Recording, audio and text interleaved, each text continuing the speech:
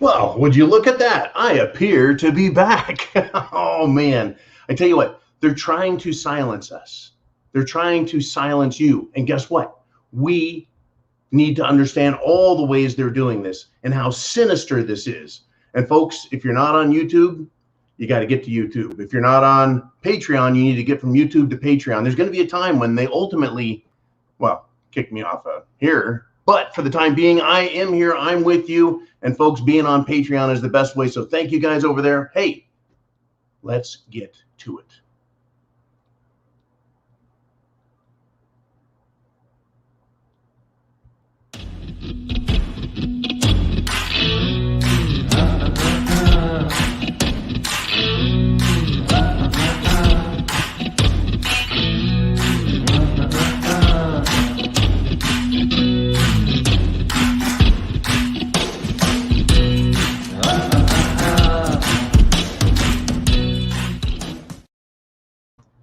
Now, we're going to start this little discussion here, folks. It is about silencing us in every way possible. Now, I'm going to talk about a story that happened over the weekend. It happened in Portland, Oregon. Okay, now I am not a big proponent of standing on a street corner. Not a proponent of that, waving a sign that says John 3:16 or John the Prepared Mind. I'm not into that public display stuff. Some people are. I tell you what, that's called free speech. But what's going on right now in our country is it is being punished. It is being abused, free speech. And we have an example of not only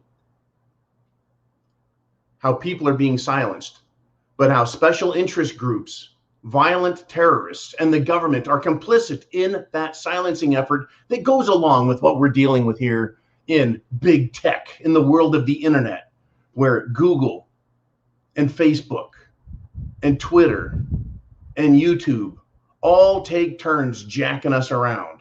And I tell you what, folks, I want to do a special thanks to Jolene. When I make a mistake talking about things we want to talk about but aren't allowed to talk about because, you know, it's bad, then Jolene gets to do a lot more work and she gets a bigger headache than usual. Anyway, so thank you to Jolene. Everyone understand that behind the scenes, there's a lot of work going on, a lot of work. A lot of stress. I stress out, man. I just go crazy. Jolene gets a bigger workload, but we're back.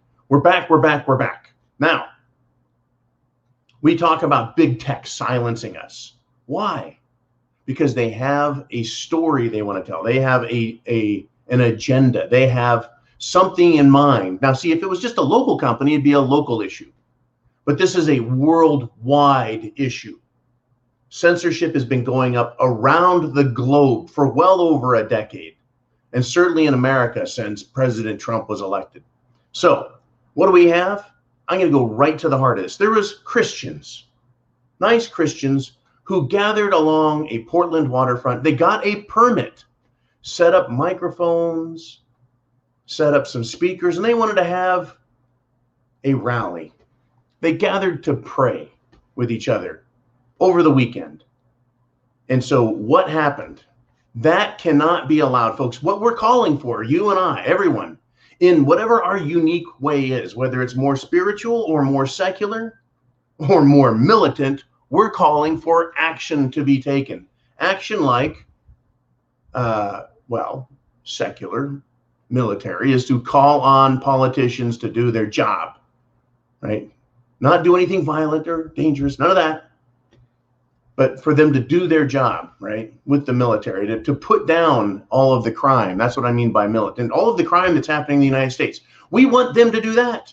We prep, and then we're taking action. Prep to action, right? Food, shelter, water, clothing, medicine, means of self-defense, all that stuff. But here's what happened when a bunch of polite, kind, soft-spoken Christians showed up to pray.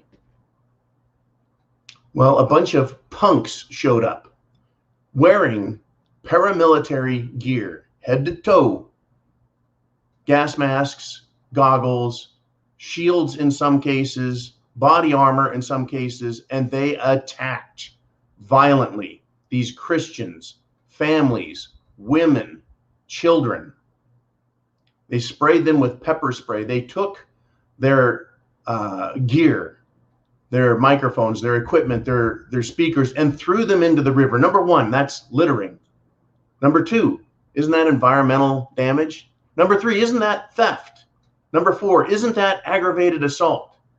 Number five, isn't that interfering with the rights of others? Number six, isn't that a public disturbance? Number seven, right, have I gone far enough? Attempting to incite a riot. The police were called, folks, but the police did not respond. They never showed up. No one in the Antifa world was harassed. No one was stopped. Now, I guarantee if I said, okay, folks, I am John, the Prepared Mind. We have a massive prepper network on the Prepared Mind channel, which has 77,000 subscribers. On the Prepared Mind BC, we have nearly 7,000 subscribers, right? If I called on you guys and said, look, show up at such and such a time and such a place, wear all of your gear, bring all of your favorite toys that are legal, you have to be legal. And we showed up at a left-wing rally. What do you think would happen? The police would be called, the police would show up, and the police would harass us, saying, oh, you represent a threat because you have physical presence, you have political motivation, and you have necessary tools. You see what I'm saying? The components for a crime are necessary. Now, of course, I could say I have no history of violence, period. My civilian life has been free of criminal violence. Can't say that about Antifa. Can't say that about BLM. They have a history of committing acts of violence. That is exactly what they do and what they have. So they show up in force with a motivating agenda and the adequate equipment and tools necessary to perform actions that they always do. Committing acts of violence, interruption. That's what Antifa does. And the police don't show up. The police didn't know this was going to be happening. Or the police so naive in the city of Portland, Oregon, are they so naive to believe that Christians wanting to speak at the waterfront won't attract any Antifa attention? Now, John, how can they know that? Nobody bothers Christians. They just doing their thing. They're preaching, they're praying, they're talking to God. That's just fine, right? No one's going to bother them. Well, now we have an instance of it, folks, and not just destruction of property, but assaulting children, assaulting women, assaulting men, spraying them with big doses of chemical agents. That is assault. If someone has very sensitive allergies, that can actually cause them to go into respiratory arrest, failure, trauma. I do not understand what they think they're doing in the police department. Do they understand what they're, let's use the word, permitting? Now, I'm sure these Christians had to get a permit to do their prayer on the Portland waterfront. Do criminals need permits to show up and commit huge acts of crime? No, they just do what they want, which is a big argument for why people should be allowed to carry constitutionally. That is, why is the government interfering with our Second Amendment right to protect ourselves? We should all be able to carry, as provided by law, self-defense tools, because there are thugs like this. Now let's take it up from here, if we shall. Portland is a known terrorist hotspot for Antifa and BLM. The police know it. The police aren't doing anything about it. The mayor knows it. The mayor is not doing anything about it. When those with power and an oath, an obligation, a duty to perform the tasks prescribed in their job description, and they don't do it, we run into this thing called malfeasance of office. When it's done with the purpose, when crime is allowed and they have the ability to stop it, now I see real collusion, real coordination. Hey, police, don't do anything to these people. Don't stir it up. I don't care if the police are afraid.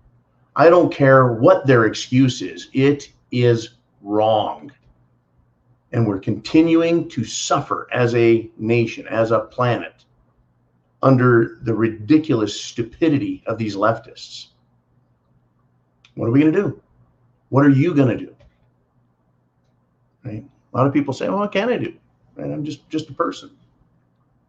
The time is coming, folks, when it's not just going to be good enough to turn the other cheek. In fact, you only turn the other cheek to your brother. You don't turn your cheek to your enemy. You don't turn your back on the enemy either.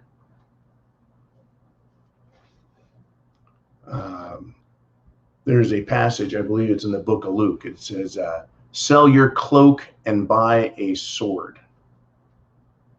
Right? Act ye like men. That time is coming. That time is coming. These Antifa punks are just that, punks. A dozen of them can come out and interrupt 50, 100, 1,000 people because that's what they do. That's all they have, folks. Police were called and they did not respond.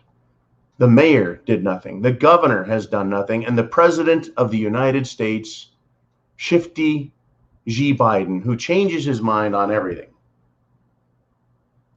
flip-flops back and forth like all of our other favorite people in high political office. What I cannot abide is this continuing. Now, I'm not anywhere near Portland. I'm not anywhere near Montgomery. I'm not anywhere near Tallahassee. I'm not anywhere near Louisville or Nashville. I'm not anywhere near any of these places where these scumbags are.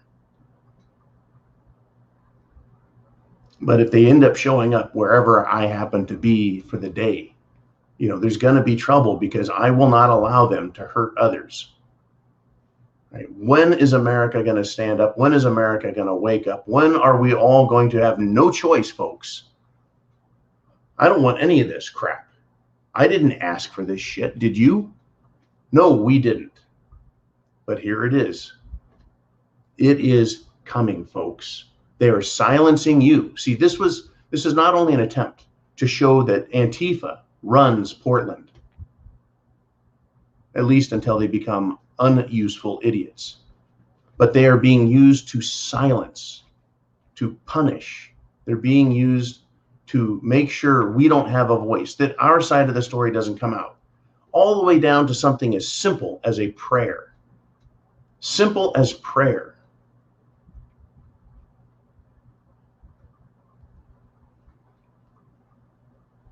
They want everything silenced, folks. That's why they killed the Prepared Mind channel for the last 2 weeks. And we've done everything we can to stay on, and they silenced our third channel. All 3 Prepared Mind channels were down. We're down. Now we're back.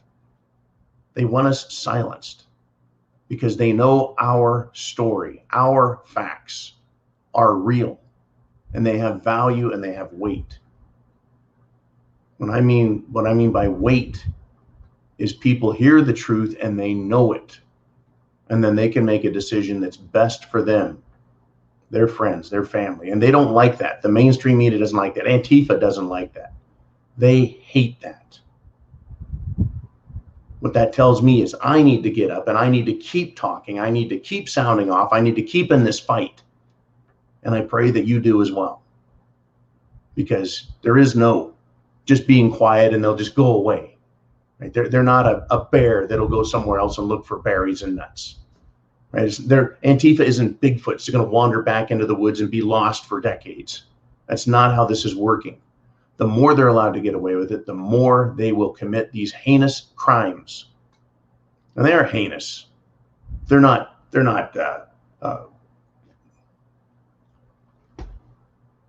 these crimes they're committing they're not Robin Hood. They're not helping anyone. You know, to glamorize it or lionize them as some sort of troops for good is absolutely ridiculous. The fact that the mainstream media doesn't touch it tells you they're complicit also. They're not touching this. I don't hear any mainstream news saying we've got to stop this radical, militant, violent, Marxist, communist, terrorist group that won't even allow people to publicly speak without attacking them and spraying them with chemicals. I tell you what, let the Proud Boys attack people. Hey, look out, yeah, the Proud Boys are evil. What? Who are they? Where are they? They're nowhere. They've been silenced. Where's the Oath Keepers? They've been silenced. Where's the militias? They've been silenced. They silenced them with Oklahoma City and public shaming back in the 90s. Now they're using internet shaming, woke shaming. They're using cancel culture. They're using the mainstream media. They're using political power. They're using the FBI. They're using these thugs on the street. See what we're up against? And there's no need to prep.